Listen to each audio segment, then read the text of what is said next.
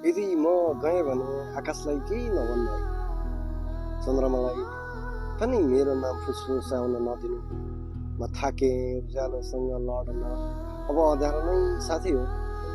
मरेपछि म पनि तारामा हराउनेछु, फिक्का र शान्त स्वरमा। मेरो चिहानमा वर्षा परे त्यो आँसु होइन, सायद बादलले पनि मेरो मन त बुझ्नेछ। जुन हात कहिल्यै मेरो कपालमा चल्दैन, अब त्यो आमा तिम्रो हात सम्झँदा हावा पनि रोएर बिस्तारै जल्नेछ। म आज रात पवनसँग कुरा गर्दैछु, भन्छु म थाकेँ, मलाई बिस्सा आउँछ। तर पवन पनि रोकिनेछ, मौन रहन्छ, किनकि उसले पनि महसुस गर्छ म अब बाँच्न खोजिरहेको छैन।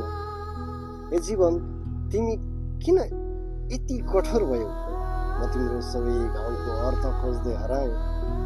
मेरा सपनाहरू अब रुखका सुक्का पात बन्ने, जसलाई हावा उडाउँछ र कुनै गन्तव्य छैन।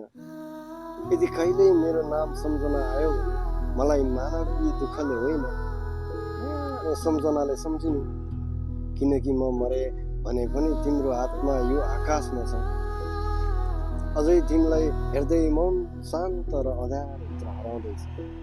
नमस्ते, म अङ्कित काफ्ले।